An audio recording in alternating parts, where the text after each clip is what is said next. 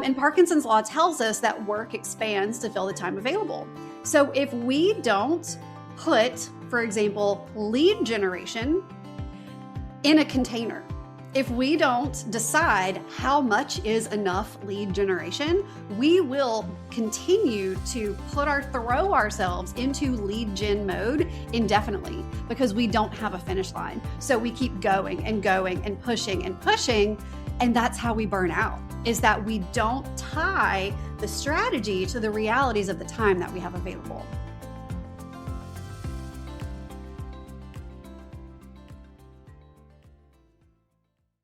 What's up, everybody? Welcome back to another episode of The Faithful Agent. I am genuinely excited for the conversation today. I've talked to many of you that hopefully are going to be tuning in, and you all have been excited about the concept and the idea and conversation about time management because it is so needed. And we have an expert here today, genuinely an expert. And no, it's not just me and Cole.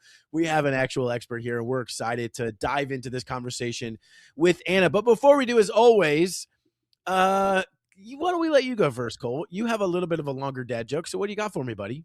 Here we go. To those who don't know, we start every episode with a dad joke. Here we go. Moses is frantically packing up his tent on the night of the Exodus. He has his staff, his cloak, his sandals, but he suddenly realizes they forgot the kneading bowls full of unleavened bread all the way back there. He spots his brother resting by the camels and says, "Hey, before Pharaoh changes his mind again, I need you to sprint back to the city and grab our dough." Seriously, Moses, his brother sighs. We are literally fleeing for our lives. Why don't make Joshua do it? Why does it have to be me? And Moses pats him on the shoulder, gives him a classic dad grin, and says, "Because I'm busy leading a nation, and I really need someone to run an errand." That was the longest joke ever on the show. It really was. You have to be a really good Christian to get it because his brother's name is Aaron. That's right. That's funny. I thought that was funny, actually. It was just about 8.5 minutes, but that's fine. So that's great. I don't have a full-on joke, but I'm going to ask you this question, and It was asked of me, so nobody hate me for this. But Cole, besides the obvious, what's one thing you would change about yourself? That's hilarious. So Janet Brink, our friend who's been on the show multiple times, she asked me that today. And at first I'm like, oh, what a nice question. And you're like, wait a minute. Besides the obvious, what's the obvious that is extremely rude? I don't mean that. There's nothing I would change about you, buddy. You are perfect the way that you are. Everybody else, put it in the comments. Yeah. That would be a great way to really feel self-conscious. Yes. Just right off the bat. Drop in the comments, what do I need to change about myself? Yeah, that'd be fantastic. Guys, we are so excited. Anna Dearmon Kornick is with us today. She is a nationally recognized time management coach, keynote speaker, founder of the It's About Time Academy, and the host of the top 1% globally ranked podcast, It's About Time. Known as a true Louisiana firecracker, Anna has helped thousands of busy professionals and business owners escape overwhelm and take back control of their calendars. We know nothing about that, right, agents? Her signature HEART method helps people create personalized systems that actually fit the way they're wired, making time management less about rigid schedules and more about intentional living. Anna, I am so excited that you're here. Thank you so much for being on the show. Let's just jump in. I don't want to waste any time. What is the biggest mistakes that most of us are making when it comes to time management? Yeah, let's cut right to the chase. What are the biggest mistakes that we're making when it comes to time management? And it's funny because it's the same mistake that we make just about any time we want to change something in our lives. We want to buy a tool. We want to buy a planner. We want to ask our friends, okay, what's the habit app that I should try? And we jump to the stuff, thinking that it's the stuff that's going to fix it for us. We do the same thing. I know I'm especially guilty of it when I'm ready to start changing my diet, changing my fitness routine. I don't head to the gym first. I go to Lululemon and buy a new matching set, right? Because that's what's going to solve the problem is the new matching set. And when it comes to fixing our time management problems, we think that it's a planner or a printable habit tracker or an app is going to fix it for us. When really that's one of the last possible steps that we should take. That's go ahead. The big mistake that we make is that we can use all of the planners and habit trackers and apps in the world, but good time management doesn't start on the pages of our planner or on our Google Calendar or on a printable habit tracker app. Good time management actually starts by getting crystal clear about what matters most to you. And that actually requires sitting still and thinking, which is the part that we want to skip. So this is not a sponsored ad by Skylight, is what you're saying. And it's not. Don't get me wrong. Love the concept of a skylight. I think that they're awesome for some families, and then they're just another distraction for others. Go ahead, buddy. Well, go ahead. Well, I was just thinking, well, where do we start then? Yeah. So we have to start by getting clear about what matters most to us. It's kind of like you think about you want to start getting in shape. Okay. That's something that a lot of us can relate to. We want to get in shape. But do you want to get in bodybuilder shape? Or do you want to get in, I just want to be active with my kids shape? Because that's two completely different methods of training, right?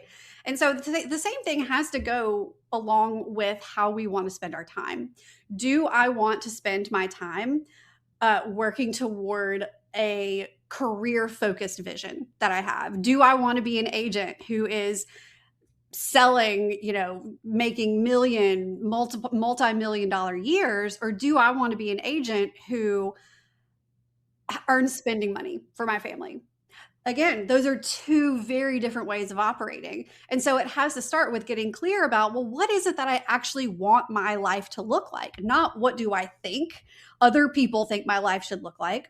What does society's expectation of a good realtor or a family man or a family, a mom look like? It's what do I really want? And when you can get clear on that vision and pair it with your personal core values, your vision and your personal core values make every single decision about time management so much easier, because every single decision you make is essentially a time management decision. And it becomes, does this get me closer to my vision? And does it align with my values?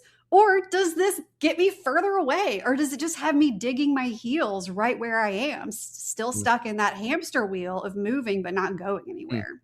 It's so good. I mean, I've never thought about it. Like in my book, I talk about the scoreboard and what you're talking about. We got to define success for ourselves. Like, what am I trying to accomplish? But I've never thought about it in the context of time management, right? Like, and it's just because I haven't thought about it in that way, but it makes perfect sense of saying, yeah, where am I trying to head? And then it's like, how do I use my time to get there? Because I think that at least in my world, Anna, it's so often that it's like, well, this is where I'm trying to head. So now it's like, what strategies do I need? And what kind of lead generation do I need to have? And do I need a team? Do I need this? Do I need that? Whatever. And it's not really to the point where it's so granular that but now specifically, how do I use my time to get me there? Right. I mean, I have some concept of that, but it never makes it all the way to time management. And I love that. So an agent, or really anybody, but an agent, right, who's trying to get clear, you said it starts by getting crystal clear on what matters. How do you think they figure that out? Like, let's just start there. If an agent, I was actually coaching an agent earlier, and literally, right, he was like, well, I'm going to do this, I'm going to do that. And if you've read the book Essentialism, it's like, here's what people do, and it's these arrows all over, and it should just be one straight up, right? Yeah, what a great visual. And I was like, well, look, man, I think that you don't have any clarity on even what you're trying to accomplish. So you have no idea what you're trying to do. So stop doing all the things and then just sit there and figure it out. Easier said than done. How do they do that, Anna? So you nailed it when you said that everybody is so hung up on doing. What can I do? What's the thing that I can do? What can I figure out? When the first step requires sitting still and thinking exactly like you said it. But that can feel very intimidating, because the world that we live in, it prioritizes, it glorifies doing over being. And it's in that sitting still and asking yourself, okay, let's just think about the next year. What do I want my life to look like a year from now? Do I want it to look exactly the same? Okay, well then keep doing the same thing. But chances are you have goals. Chances are you want to make your life different. You want to grow. And so if you start asking yourself, okay, let's imagine my life a year from now. And let's imagine that, oh, I am killing it. I am killing it. I am on top of the world. And I am so proud of everything that I've accomplished in this last year. I'm proud of the changes that I've made internally and externally. I'm proud of what I've achieved personally and professionally. So if I'm standing there a year from now and I am proud and I am feeling fulfilled, now, what has to be true in order to arrive at that feeling? What did you shift? What did you change or accomplish? Because it's in really feeling yourself in that moment of, okay, everything is amazing. Everything is awesome. Now, how do I actually create that feeling? And that's when you start to see the steps begin to take shape. But the steps don't appear unless you actually imagine what it looks and feels like to be at the top of that mountain. What if the next level of success in your business has less to do with finding a better strategy and more to do with surrendering to God's? That question is exactly why we're bringing The Gathering to Northern Virginia on September 10th and 11th at the Dulles Airport Marriott. It's a 2-day experience to help believers in real estate grow not only in their business, but their faith, leadership, families, and impact. Now, don't get us wrong. We are going deep on business. You'll learn from some of the top agents, leaders, and entrepreneurs in the industry, from lead generation, marketing, social media, systems, leadership, all of it. But we're also going to wrestle with questions most business conferences never ask, like what would it actually look like to fully surrender your business to God? What happens when you stop building from pressure and start building from purpose? What if the gifts and the calling God placed inside of you were meant for something far greater than just personal success? That's the room we built. 2 days of practical business training, authentic community, powerful worship, prayer, and real conversations with people who get your heart and your work. Because the goal was never just to build a bigger business. It's to build a life that glorifies God and a business that becomes an extension of that calling. And right now, the first 50 people to register get 50% off. So if God's been nudging you towards something more, don't wait. Grab your ticket today while the discount's still here. Go to thesaltyagent.com or click the link in the show notes. Our prayer is that He fills that room with exactly the right people. We'd love for you to be one of them. Can't wait to gather with you. All right, back to the show. Well, it reminds me, as a former teacher, it reminds me of a pedagogical principle called backwards by design. And so when I was teaching, they would say, don't start with your content. You've got to start with where you want your kids to end up. Yes. And so then once you establish that, then your content will much more easily find its place. Yeah, 100%. It's begin with the end in mind. Pedagogical? What is that? Nobody knows what that is. That's the study of teaching, Garrett.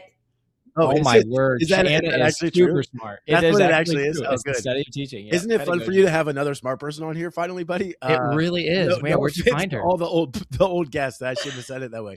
But so really quickly, if you're watching live, remember you can type in comments. I think we'll see them, and you can ask Anna questions real time. So feel free to do that. But sorry, Anna, you were gonna say something. Please jump in. Oh no, I wanted to go back to what you said about the strategy. You were talking about how someone who wants to be a successful agent, whatever success means for them that they define, and that you have thought in the past about, I do this for lead generation, and I do this for reach outs, and I do this.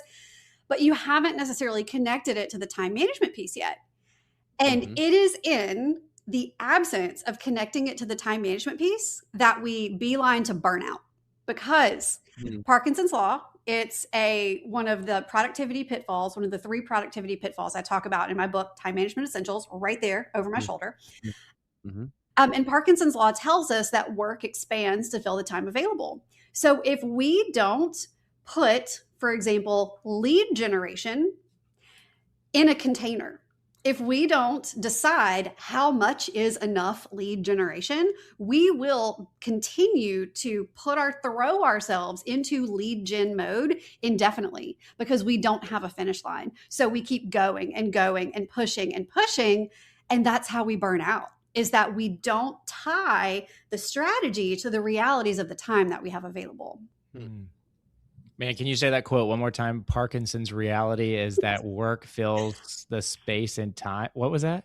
Yeah, the space and time. Parkinson's law tells us that work expands to fill the time available. So that means that if you have 3 hours to clean your whole house before your in-laws come over, you will spend 3 hours cleaning your house.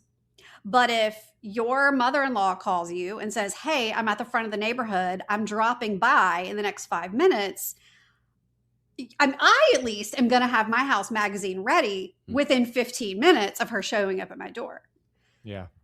When we don't have an end point to what we're working on, say, and you've probably experienced this before, maybe you've said, okay, one day I'm going to create this resource, or one day I'm going to pursue this certification. And then one day never actually comes. That's also Parkinson's law in action, because when there's no deadline, anything could happen at any point. And so, how about this? Garrett, Cole, do either of you work really well under pressure? Like, you give me a deadline, I'm going to hammer it out, I'm going to make it happen. Yeah. Okay, well, congratulations, you have Parkinson's law to thank for that. Because when we have a short amount of time to get something done, we're forced to make tough decisions. We're forced to decide what stays, what goes, what gets cut, what doesn't. And that's exactly what happens when we decide what enough looks like in our businesses, in how much we work each week, in how many I don't know how many listings we want to carry at once, and how many leads we're going to reach out to each week.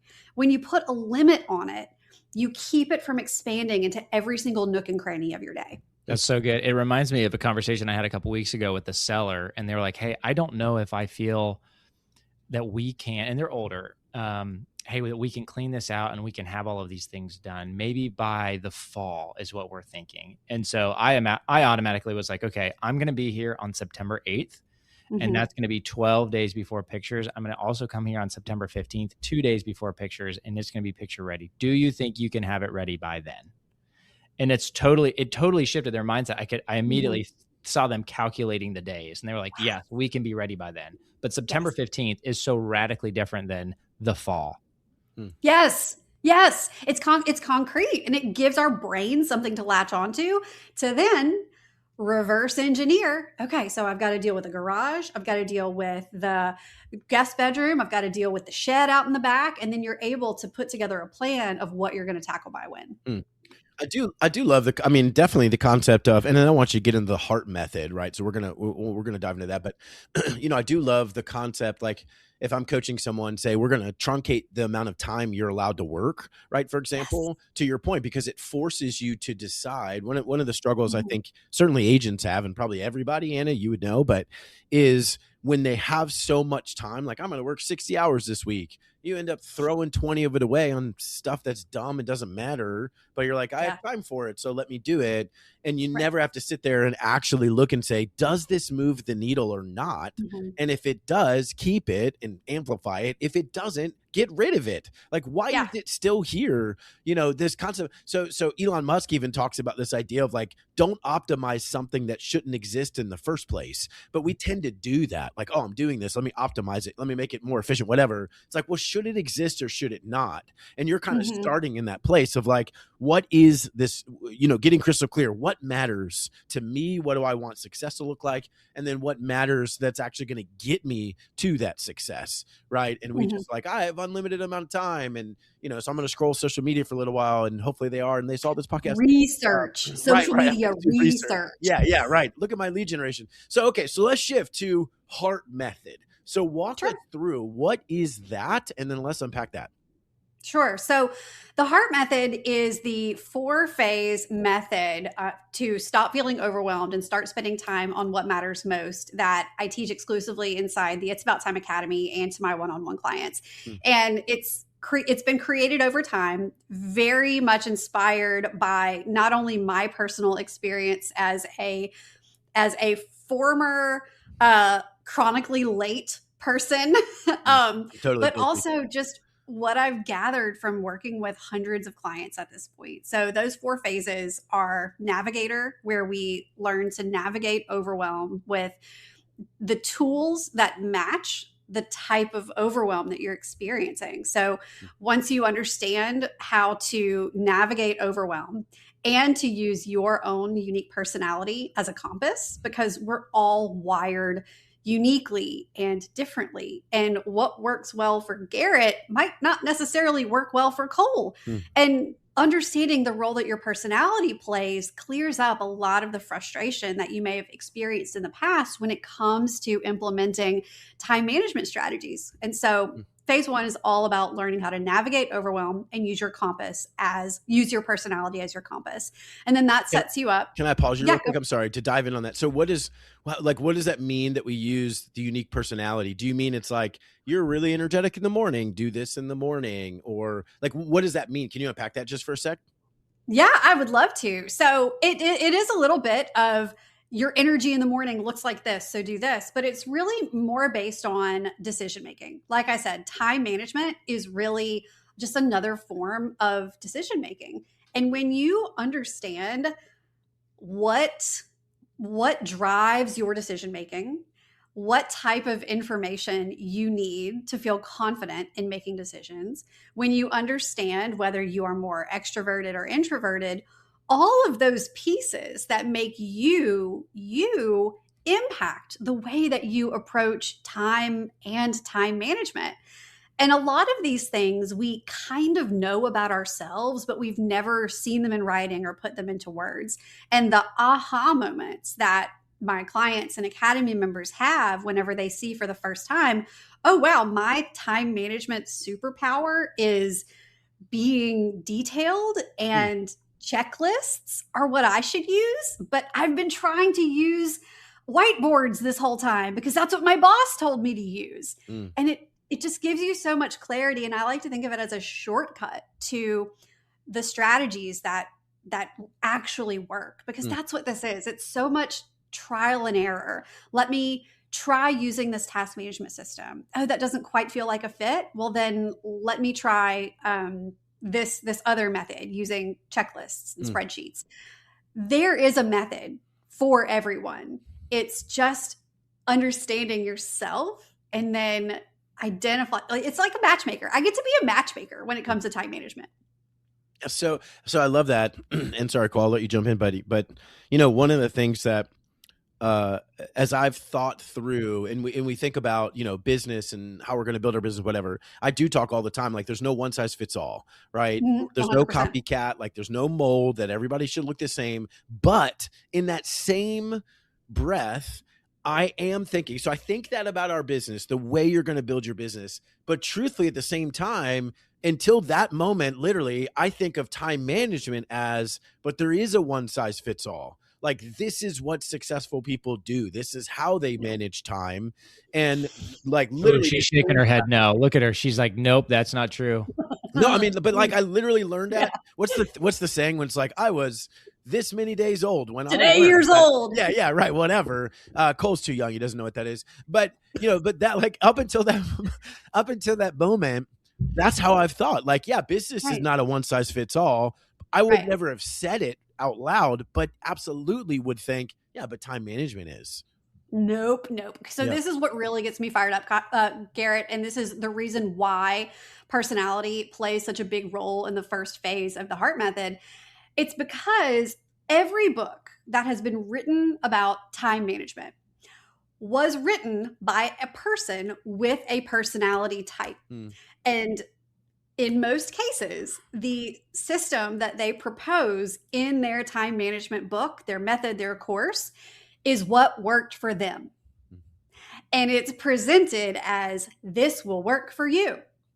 But in reality, it works for other people who have the same personality as the author of the book. Yeah, that's right. Okay. Can I stop you for a second? Because I'm super curious. You said 2 minutes ago, hey, I was chronically late. Yes. Remember saying that? Okay. So 2 questions. Yes. How did you get into this space of time management? And do people use their personalities as excuses against useful time management? Oh, okay. That's a great question. So first one, how in the world did I get into this? Well, I did not stand up on kindergarten career day and say, when I grow up, I'm going to be a time management coach. That would be really funny though. That would be really funny. I actually, it makes so much sense now in hindsight when I look at all of the breadcrumbs that were left for me along the way. But my very first job right out of college was as a scheduler to a United States congressman. So I moved from Baton Rouge to Washington, D.C. to take a job that literally had me managing my boss's time from the minute he woke up until he went to bed at night. Every single minute of his day was accounted for. Yeah. I was in charge of his meeting schedule, his travel, his logistics. Every single day was like fighting fires while managing an itinerary. And so if anyone's like watching, listening, and they have ever worked on Capitol Hill, then you know about the vote bells. Okay. So anytime it's time for the members to head down to the floor to vote, these bells start ringing. They start going off, and it's kind of like a school bell. Okay. And so imagine me, I've got this beautifully, meticulously organized schedule itinerary for my boss down to the minute. And then out of nowhere, the vote bells start ringing. And that means that, okay, well, the day is now up in flames and I've got to start delegating meetings and completely rearrange everything. I still like freak out a little bit when I hear that exact bell and that exact You got pitch. the PTSD, yeah. It's like, oh, the vote bells. But that really prepared me for understanding just how important every minute of the day is. And a lot of those same practices that I used as a scheduler, as a congressional scheduler, I still use now in my own life, even though my calendar is coaching sessions and carpool and, kids activities. We can do so much more with our calendars than we realize to support us, because that's the point, is for it to support us, not for it to be just another thing to keep up with. But I loved my time on the Hill, but I really started to miss home. So I grew up in Louisiana. I still live here. All my family is here. And I was, young professional. I was starting to really feel my values come into full view being on my own for the first time. And I realized just how important being close to my family is. And so I left DC, surprised so many people. They thought I was going to be there for years. I did too.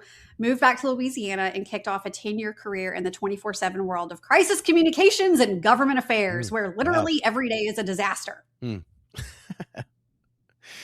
That's fun. Cole, you want to go do that job, buddy? Not at all. Not at all. If this doesn't work out for you, maybe you could. So, okay. I mean, you could. All right. Oh, Cole, go ahead, buddy. I was going to. Well, I was just thinking you got 3/4 of the way through, basically saying, "Well, my background is being a master of time management, but I also was chronically late. So how do we merge those?" Yeah. So when I was working in crisis communications, and like I said, every day was a disaster. I look back on the projects that I worked on during that time frame. So I have worked through hurricanes and oil spills and droughts and floods and plant explosions and nonprofit embezzlement schemes. I've supported university presidents whose universities were on the brink of financial collapse. And the thing is that when you are working in crisis communication, not only are you providing the strategy around the reputation management and the media relations, but you are supporting the people at these organizations. And that doesn't go into the scope and estimate for a job. That's emotional work. And in an effort to be there for these people who didn't know what was on the other side of the crisis that we were working through, you can imagine that I was not really there for myself. I was working incredibly long hours. I just wanted to help them get to the other side. And I looked up one day and realized that I was missing out on the exact things that I moved back from Louisiana to be moved back from DC to Louisiana to be a part of. And everything was suffering. My sleep, my health, my relationships. And yes, at one point I was written up for being late 17 times in a single quarter That's by my awesome. supervisor.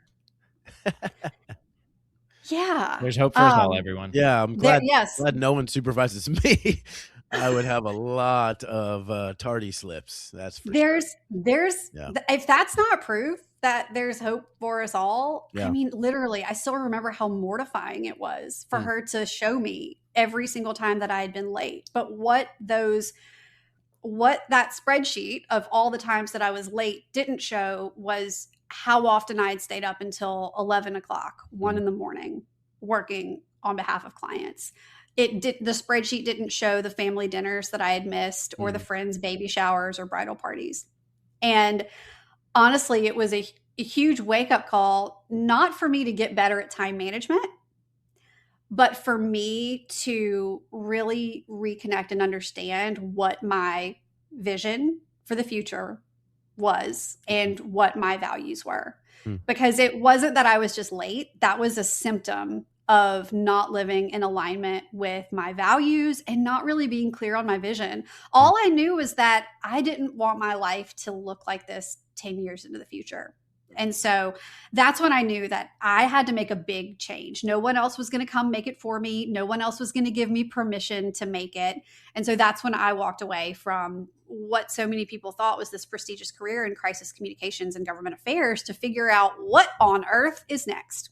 I mean, it's what you said at the very beginning, like getting crystal clear. Again, the whole way that you're couching the concept of time management, I love it because and I might have written it down exactly, but basically you said it like it's this decision-making tool, like it's part of that. And we misunderstand. I look at it as every minute of every day during work accounted for, right? There you go. Look, time management. And truthfully, I mean, Anna, I would say, I feel like I'm decent at it. Right. But I'm also looking around at, no offense, agents who like have no concept of how to manage time. You know, it's we've got a conference coming up, right? Or I'll use a better one. Like we'll be doing a mastermind and it's, hey, the mastermind's tomorrow and you registered and it's only for 3 hours, whatever. And then you get a text that morning like, hey, sorry, clients came into town.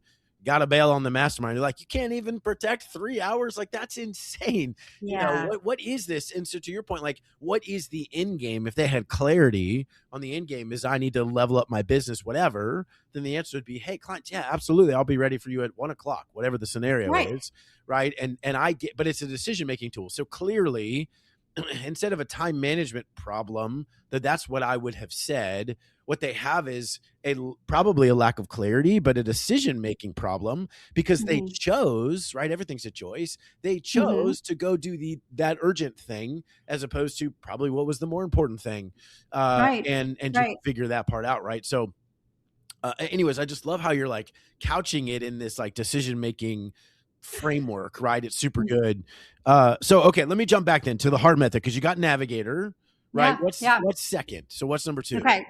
So once you've cleared all the mental clutter, you have taken a step back from overwhelm, you understand how your personality plays a role. Now we can unleash our creativity and our imagination, and you step into the second phase, which is called visionary.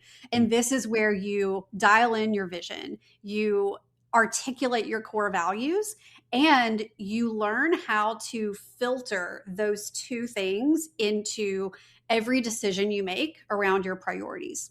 And that's really it. That's the big 3 inside of visionary. If you've got a vision, if you've got your values and you know how to use them to prioritize, then you're ready to move on to phase 3. Okay. So real quick to clarify. So values would be what? Like I value family. I value timeliness. I value integrity. Like, is that what you mean by the value piece of that? Definitely. I mean, your core values really just are a collection of words that encapsulate the things that matter most to you. And I mean, for example, my values are authenticity, curiosity, intention, courage, and legacy. And so I can, anytime I have an opportunity, I'm able to instantly run it through my values filter. Is this authentic to who I am, who I say I am? Is spending my time on this, is it intentional? Does it make sense? And then legacy. Legacy is one of the most important ones to me because I think about my family. I think about, am I growing something in my business that's going to last longer than me? Am I teaching my kids something that is going to last longer than me? And so that's why creating an SOP in my business aligns with my value of legacy. Because it's about long-term continuity. I mean, our values are everywhere if you know what they are. That's good. Cole, someone commented Cole's values are full head of hair. They did not. No, they didn't. I made that up. But that should be one of your values. Okay, so can you see? I don't know if that's one of my goals. I'm like, wait it's a minute. In your vision. See what I'm looking at or not. Anyways, Tanya agrees with me. See, 100%. Cole needs that full head of hair. So, okay, what Anna is number 3 then? So we've got navigator, and I assume like everyone's walking through it in the same way, correct? Like nobody starts at visionary. They start at navigator, they go to visionary, correct? And then 100%. what would be number 3? Yeah, 3, we head into designer. This is where we've taken all of the thought work that we've done so far. And this is where we design our 5 essential routines and our best week ever. So I believe that there are 5 essential routines that help everyone, literally anyone, show up as their best self in work, in life, in all areas. And those 5 essential routines are your morning routine, your evening routine, your workday startup routine, your workday shutdown routine, and your weekly planning session. So if you have those 5 routines in place, they serve as the anchors of your day, of your week. And I mean, you could do nothing differently, but have those 5 routines in place and your life would feel drastically different. Go ahead, Cole. Well, yeah, Garrett's about to ask the same question I'm going to, but I'm going to reference something that I think you taught me years ago, Garrett, because you're so smart. I remember a dad in real estate. He was so overwhelmed and he was bringing work home with him every single day. And so he decided that as he was walking up to his front door, there was a big maple tree and he would tap the maple tree with his hand physically. And he was like basically giving all of his work to that tree. So then when he left the next morning, he'd tap that tree and he's like, okay, I'm back in work mode. Is that something that's super practical? Is that what you're talking about? Or is it something different? Oh, I love that. That is wonderful. That is a perfect example of a physical aspect of a shutdown routine. So what he was describing is as he is transitioning from work mode to not work mode, because the whole purpose of a shutdown routine is to guide that transition from work mode to not work mode so that you can step into your not work mode being present and fully there. So there's this concept called the Zeigarnik effect.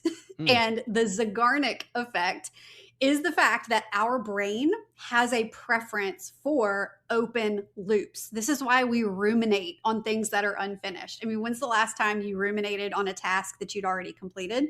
No, we think about things that are undone.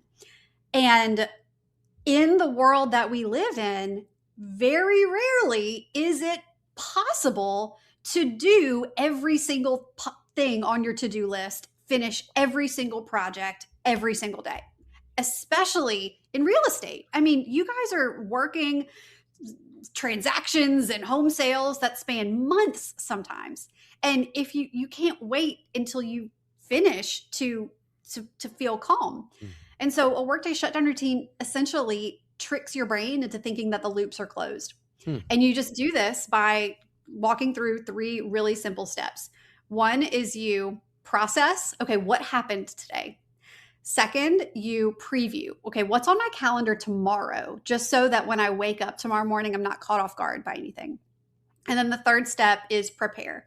What can I do right now that will set me up for success tomorrow? That will be simple and quick. We're not talking like 3-hour work session. We're just like, what can I do to prepare for tomorrow? So we process, we preview, and we prepare.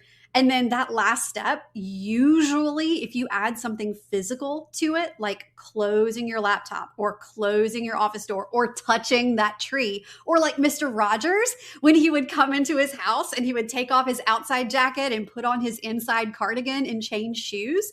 it signals to your body and your brain, work is over. Now let me transition into home mode. That's super. Can you unpack then? I love you asked that, Cole. Can you unpack the workday startup, the morning, evening, and I think you said the weekly planning? Can you unpack those a little bit? Yeah. Well, I'll speak to workday shutdown quickly, just because it's the buddy to the workday startup routine, to the workday shutdown routine. So if you're doing a workday shutdown routine, your workday startup is fairly simple. The purpose of your workday startup routine is to transition from not work brain to work brain.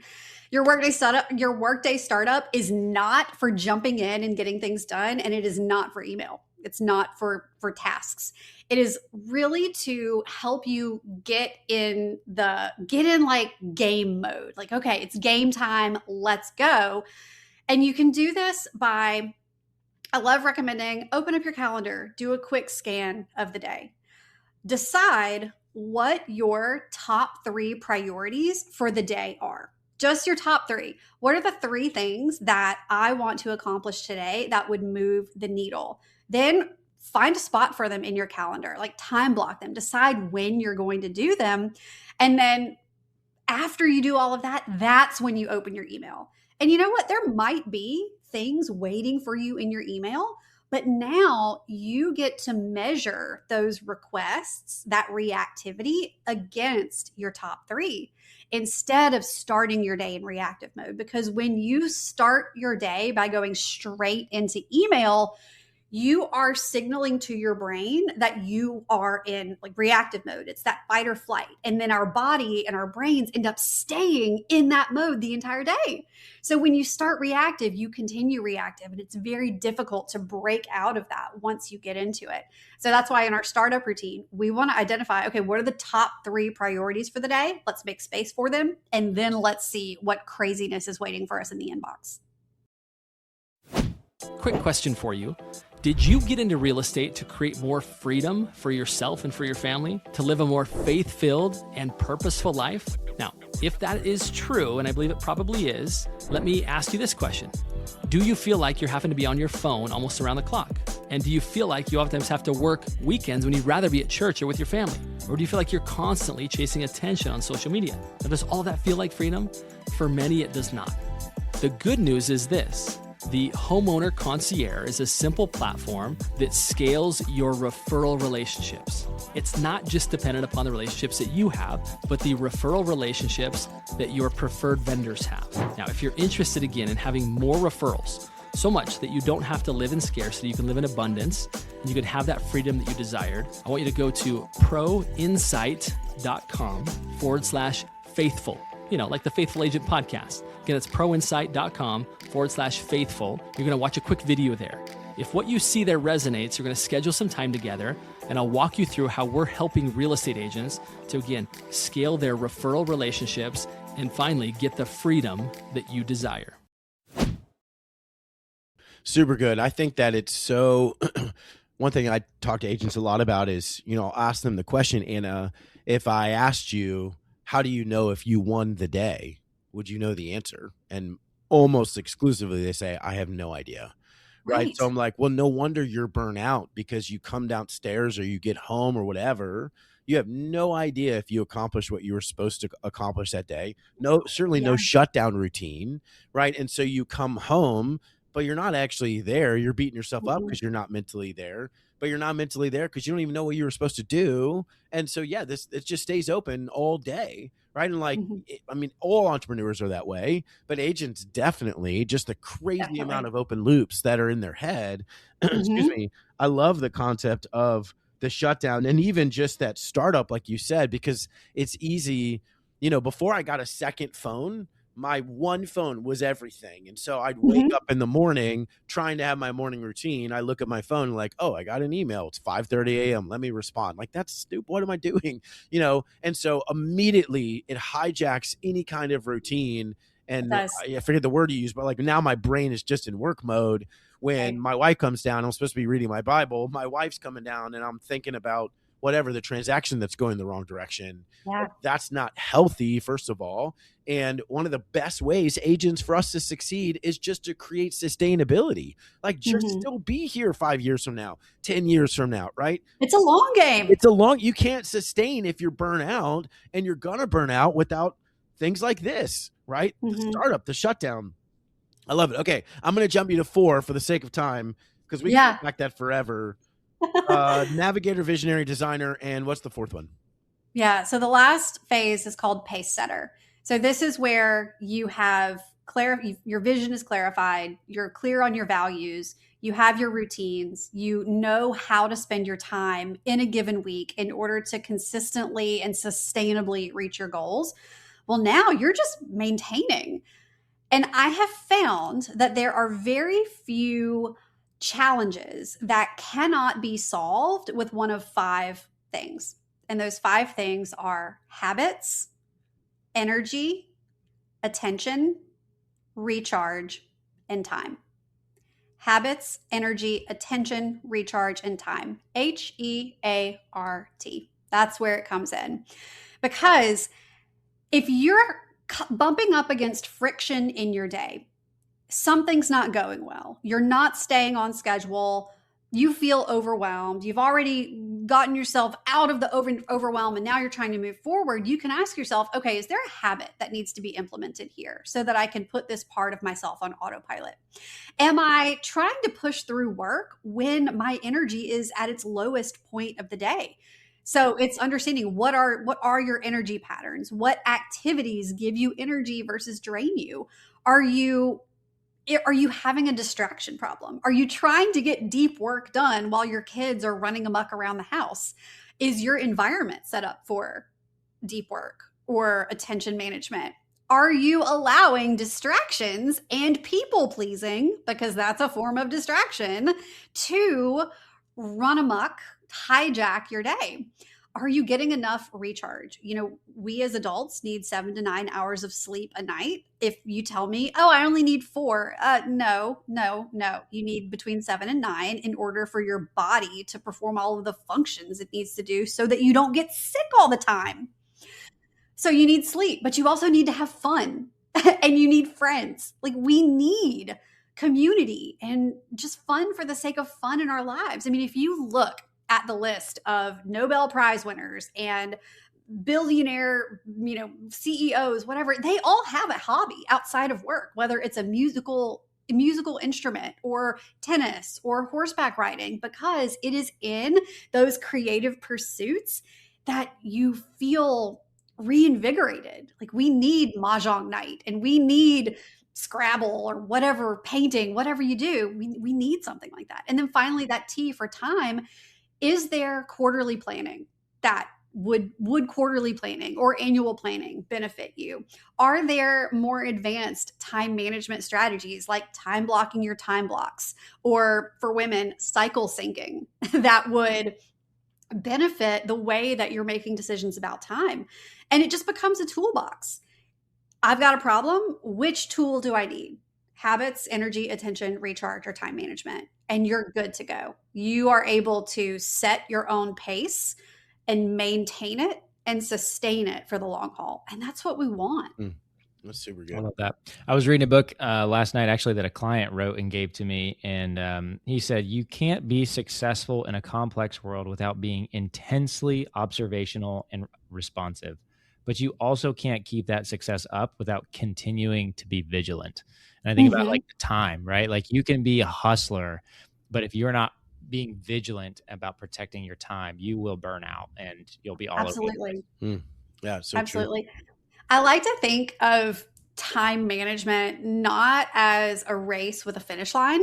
Like, let me figure this out. Let me get good at time management. Time management is more like yoga.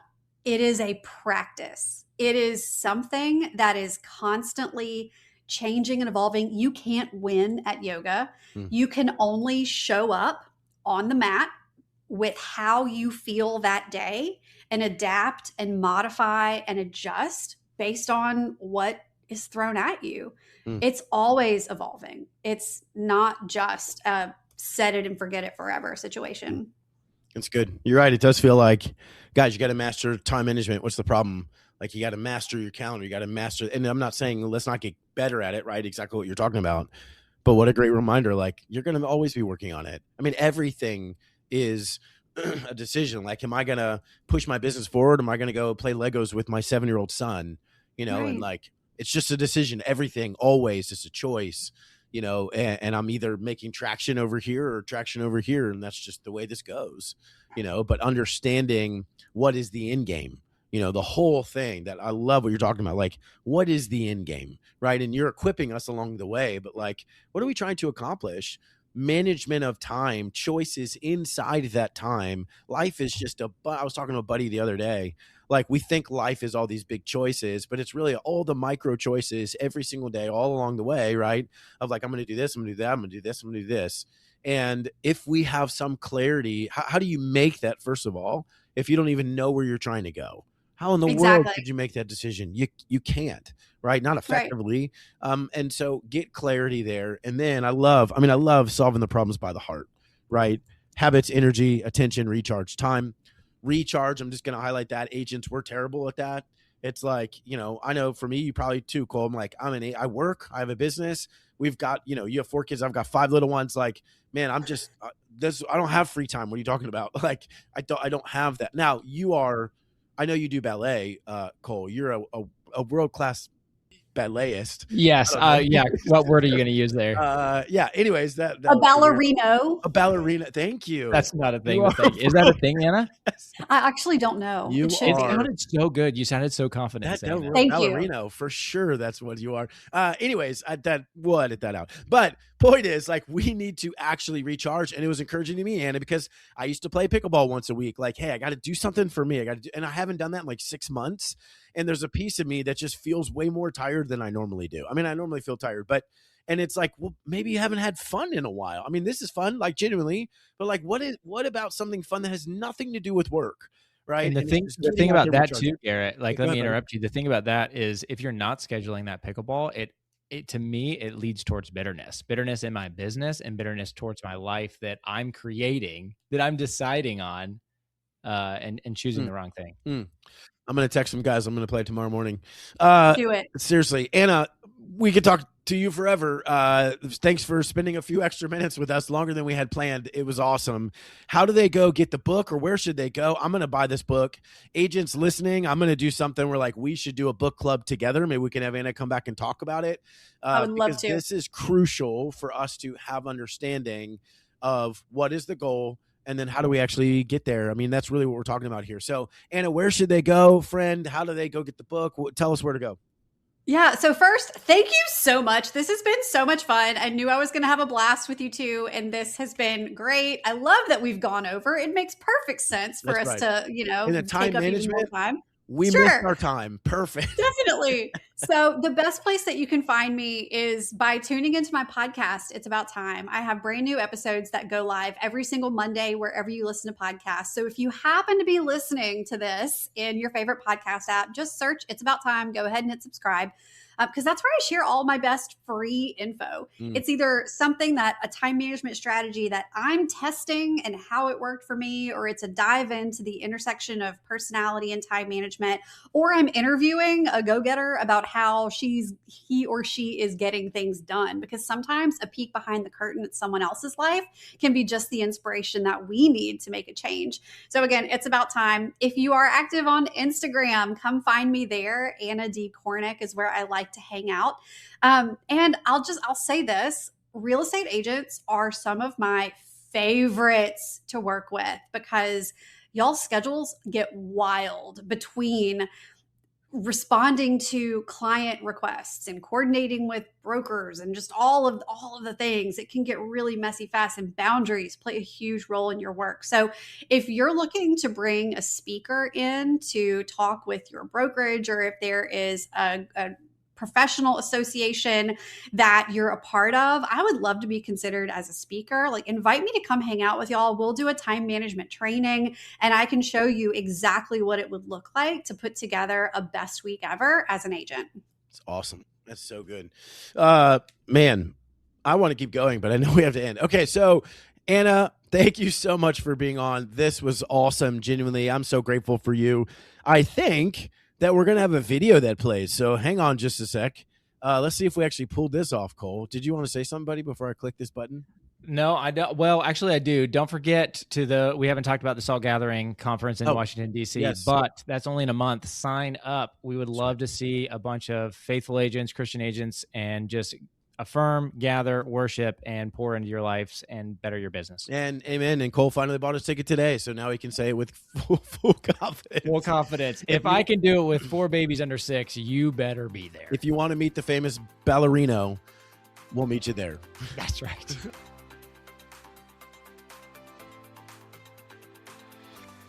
Hey, Christian agent, I hope you enjoyed today's episode. If it resonated, would you take 30 seconds and share it with another agent who's also trying to grow their business without losing their faith, family, or peace?